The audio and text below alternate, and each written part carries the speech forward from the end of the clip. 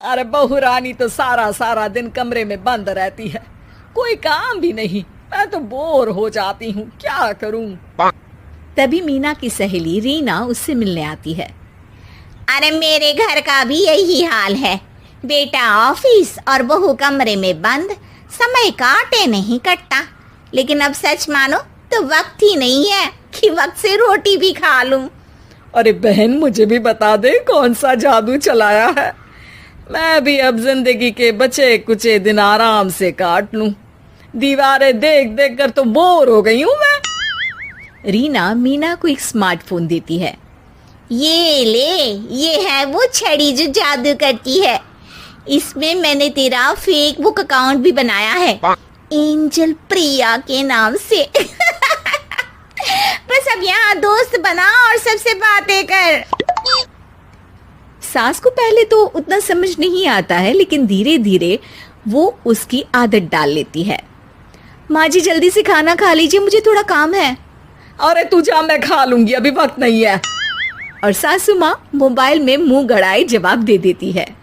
बहू समझ ही नहीं पाती और वहां से कमरे में चली जाती है। अचानक सास को किसी प्यारी पिंकी की फ्रेंड रिक्वेस्ट आती है। अरे वाह, ये तो कोई प्यारी सी लड़की लगती है, बात करती हूँ। सास फ्रेंड रिक्वेस्ट अपनाकर बात करने लगती है। अब क्या था, सास सारा दिन उस सहेली से बात करती, अपनी कहती उसकी सुनती। एक दिन सास फोन पर ही सर गड़ाए। अरे बहू, जरा मंदिर के लिए थाली सजा दे, आज कीर्तन है। बहू फोन पर किसी को मैसेज टाइप करते कहती है। माँ जी क्या है, अब मुझे क्या पता कि आपको कौन कौन से भगवान की पूजा करनी होती है। तभी सास के पास कोई मैसेज आता है। अच्छा अच्छा ठीक है, रहने दे, मैं ही कर लूंगी। अब मैंने मना थोड़ी ना किया है, कर देती हूँ मैं। अब मैंने भी बोला ना कि थोड़ी देर में बात करती हूँ, तो मैं ही कर लेती हूँ, तू जा अपने कमरे में। बहू वहां से चली जाती है। सास मंदिर पहुंचती है और मंदिर की सीढ़ियों पर बैठकर सास फोन पर लिखती है। अरे मेरी बहू सारा दिन अपने कमरे में बैठी रहती है। वहां से रिप्लाई आता है। मैं आपकी बहू को तो जानती नहीं हूँ, लेकिन हाँ एक बात है, हो सकता है आपने उसे ताने दिए होंगे या फिर उसका दिल दुखाया होगा। ऐसा करने पर बहुओं का मन ससुराल से हट जाता है। याद रखिए, बहू और बेटी में फर्क होता है। सास घर जाती है और बहू से बड़े ही प्यार से बात करती है, उसके लिए खाना बनाती है, उसे गिफ्ट में साड़ी भी देती है। जिसके बाद अगले दिन, माँ जी चलिए, आज मैं भी आपके साथ मंदिर चलती हूँ। आते वक्त भोले भैया के गोलगप्पे खाकर आएंगे। अरे हाँ बहू, ये तो अच्छा है, चलो। सास मन में सोचती है कि उसकी फेक बुक वाली दोस्त कितनी अच्छी है। उसके समझाने से उसे उसकी बहू वापस मिल गई। वो बहू को अपनी दोस्त के बारे में बताने का सोचती है, लेकिन फिर चुप हो जाती है। बहू फोन पर टाइप करती है। मेरी सास मुझे नौकरानी समझती है, एक गिलास पानी तक खुद नहीं लेती। मन तो करता है कि बोल दूं, मैं बहू हूँ, कोई नौकरानी नहीं। वहां से रिप्लाई आता है। देखो, तुम्हारी सास को तो मैं भी नहीं जानती, लेकिन वो बुजुर्ग होंगी। पूरा जीवन उन्होंने घर गृहस्थी चूल्हा चौका में निकाल दिया। और फिर तुम ये भी मत भूलो कि जिस पति पर तुमको इतना गर्व है, उसे भी शिक्षा उन्होंने ही दी है। तो जिसने तुम्हें इतना दिया, क्या तुम उनकी थोड़ी सी सेवा नहीं कर सकती?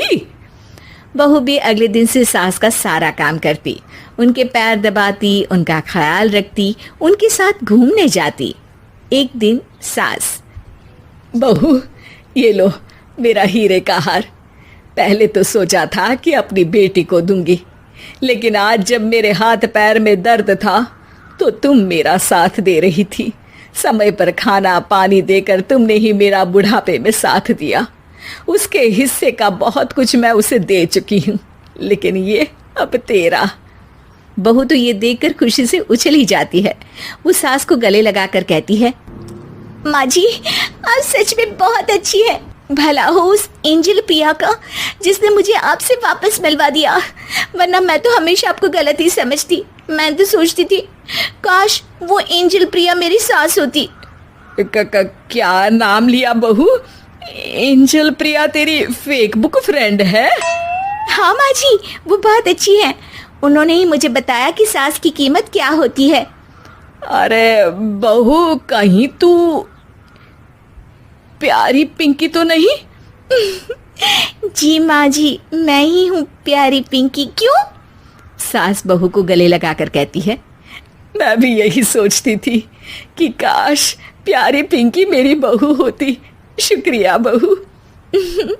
सासू माँ, शुक्रिया तो हम दोनों को फेसबुक और सोशल मीडिया का करना चाहिए, जिसने हम दोनों को एक दूसरे से दिल से मिला दिया।